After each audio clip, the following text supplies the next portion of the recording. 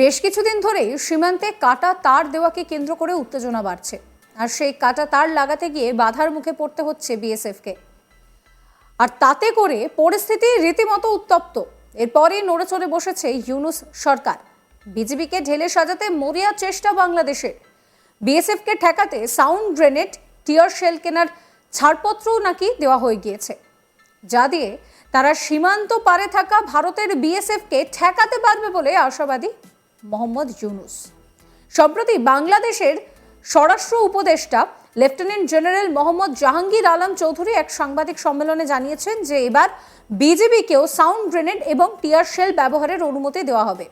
আপনারা অনেকেই জানেন যে বিজেপি কেন টিয়ার শেল মারেনি, কেন তারা সাউন্ড গ্রেনেড মারেনি। এগুলো তো বিজেপির কাছে নেই। বিজেপির কাছে তো সব প্রাণঘাতী অস্ত্র, মারণঘাতী অস্ত্র তো ওদের কাছে আছে, কিন্তু এগুলো নেই। যেমন টিয়ার শেল, সঙ্গে সাউন্ড গ্রেনেড নেই। এগুলো কেনার জন্য অনুমতি দেওয়া হয়েছে। তিনি ঠিক কি বলছেন শোনাবো। ব্যবস্থাটা সম্বন্ধে আমাদের আলোচনা হয়েছে, প্লাস আমাদের এই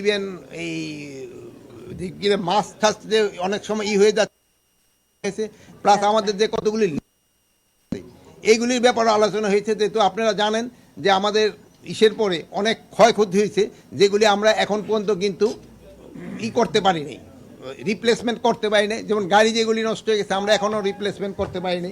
প্লাস আমরা জানেন যে আমরা বিএসএফের কোনো সময় বর্ডারে আমরা সব সময় লেথাল ওয়েপনই দেওয়া ছিল। ওই যে আপনারা অনেকে জানেন বিজিবি কেন তারা সাউন্ড গ্রেনেড মারে নাই বা কেন টিয়ার শেল মারে নাই, বা এইগুলি তো বিজিবির কাছে নাই। যেহেতু বিজিবির কাছে তো সব লেথাল ওয়েপন, এই জন্য তো ওইটা তো তারা মারতে পারে নাই।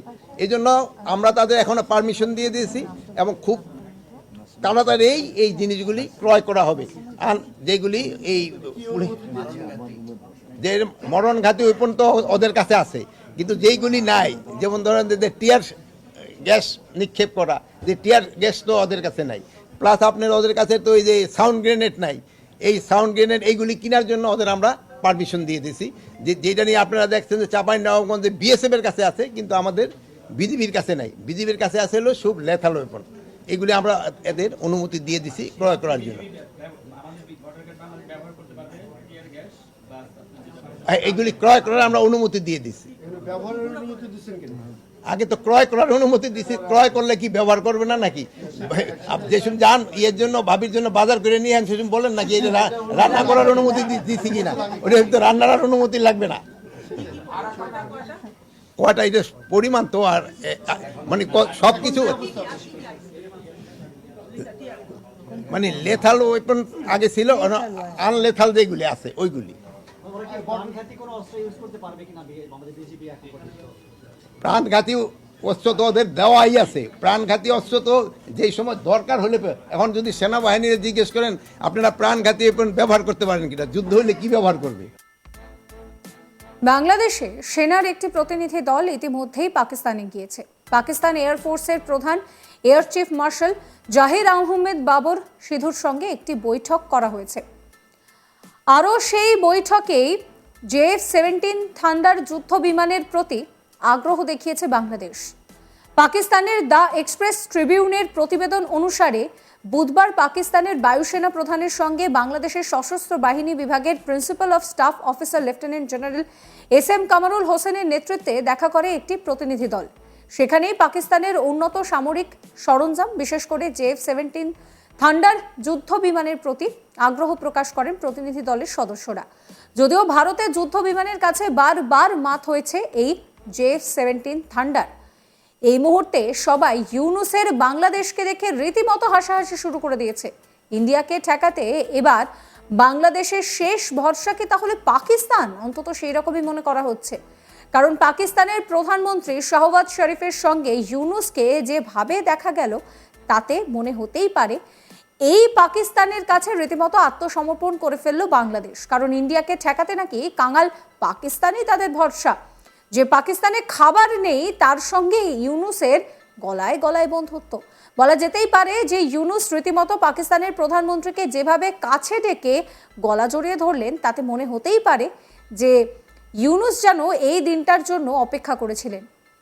জানা গিয়েছে পাকিস্তানের প্রধানমন্ত্রী নাকি ইউনূসকে আশ্বাস দিয়ে বলেছেন যে এগিয়ে যান, কিন্তু যদি আশ্বাস দিয়েছেন তাহলে প্রধানমন্ত্রীর আসন ঠিক আছে তো? যেভাবে পাকিস্তানে পায়ে পড়ছে, এবার দলের নামও পরিবর্তন হয়ে যাবে না তো? সেই প্রশ্ন উঠছে। প্রসঙ্গত, বাংলাদেশের প্রধান উপদেষ্টা অধ্যাপক মোহাম্মদ ইউনূস বৃহস্পতিবার কায়রোতে D8 শীর্ষ সম্মেলনের ফাঁকে পাকিস্তানের প্রধানমন্ত্রী শাহবাজ শরীফের সঙ্গে দেখা করেন। প্রধান উপদেষ্টার কার্যালয়ে জারি করা বিবৃতি অনুযায়ী ডক্টর ইউনূস পাকিস্তানকে 1971 সালের ইস্যুগুলো নিষ্পত্তির আহ্বান জানিয়েছেন, যাতে ঢাকা ইসলামাবাদের সঙ্গে সম্পর্ক এগিয়ে যেতে পারে। ইউনূস শরীফকে বলেন যে বিষয়গুলো বারবার সামনে আসছে, আসুন আমরা এগিয়ে যাওয়ার জন্য এই বিষয়গুলোকে সমাধান করি।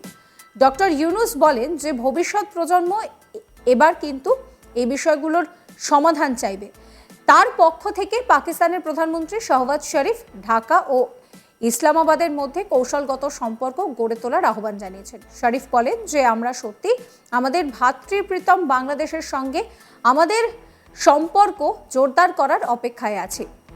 পাকিস্তানের প্রধানমন্ত্রী ডক্টর ইউনূসকে শীঘ্রই তাদের দেশে আসার আমন্ত্রণ জানিয়েছেন।